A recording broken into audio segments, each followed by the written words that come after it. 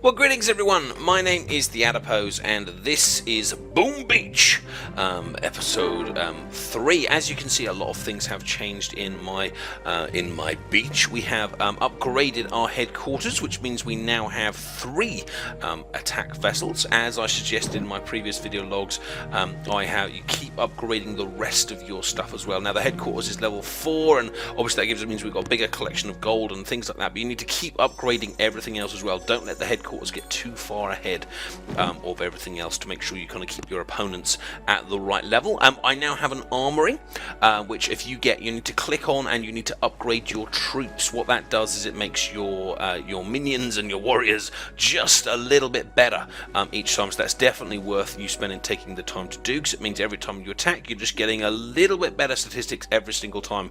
And you know how often it comes down to just the odd shot here or there about whether a troop gets killed or whether an enemy gets destroyed, so it's worth doing. Now here's the thing, now we've hit kind of day 3, we are now looking at human opponents.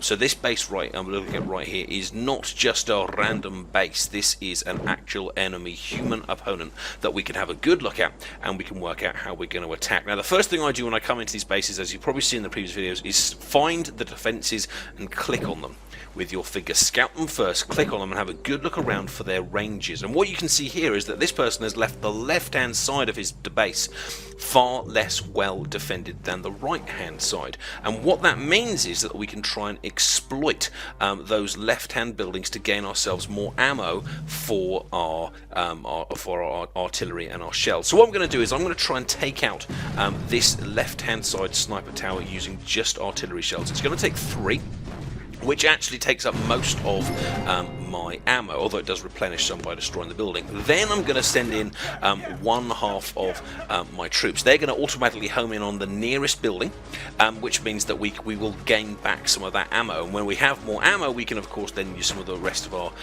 stuff as well. Now I'm going to try and do something here a bit kind of clever, because what I want to do is have my heavy at the front of my troops, because the heavy can soak up huge amounts of damage. He doesn't do much damage, but he can really soak up that damage. So when I sense that my guys at the top are going to start are going to slowly turn right, I'm going to send in the heavy. You can see the heavy there's coming up, he's ahead of the rest of my troops, and now I'm going to use a flare to move to attack that machine gun. So all of my troops are going to turn exactly at the same time. Accidentally took him over a mine, but the heavy is at the front, so the machine gun is shooting the heavy. He's more or less kind of shrugging it off, and now I'm going to use my flares, which have been replenished, to make sure I take out these defences. The other object I used there was the brand new object I had at this level of headquarters, which was the medkit. Medkit works by basically putting a small area of effect of healing, and by keeping your men relatively bunched up, you can use one of those healing packs. And I used one while I was being peppered by both of those defences, and all of my men didn't survive, but the vast majority did, and the heavy absolutely did, which kept him as an effective shield for the rest of my troops. And you can see here, as the rest of the buildings go down, I'm gaining more ammo points, and eventually I gain one last flare, which I can then use to direct everything I have, or everything I have remaining, at the headquarters, which makes this a victory. So don't rush into attacking human beings. And actually, if you look at a defense and you think, you know what, I can't get through that wall, there's no shame in that.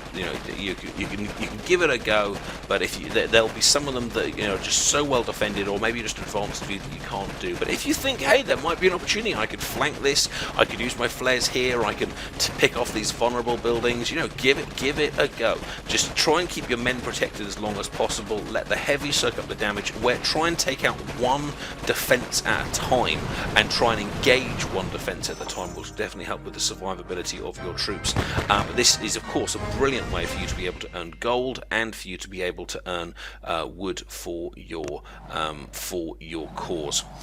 This of course means now I can continue with my upgrades and all the rest. I do hope your particular beaches are going well. Let me know in the comments section what you are up to, and if you have any other tips that I could put into future videos. Thanks a lot for watching. I hope you found this video log on day 3 useful. That medkit especially, don't underestimate that, because being able to heal your troops back up while under fire is a brilliant addition, and so far I think I'm finding this game a lot more strategically pleasing than I am with Clash of Clans. So it's definitely appealing to my strategic nature. Of course, don't forget to upgrade things when you come back, reinforce your troops, because you will take losses from time to time, but keep upgrading, keep building all of those kind of regular defenses, and at some point, of course, you will find yourself being attacked by other human beings as well, but we'll talk about that in a future video.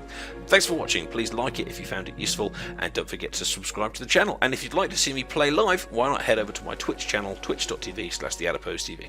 Bye bye.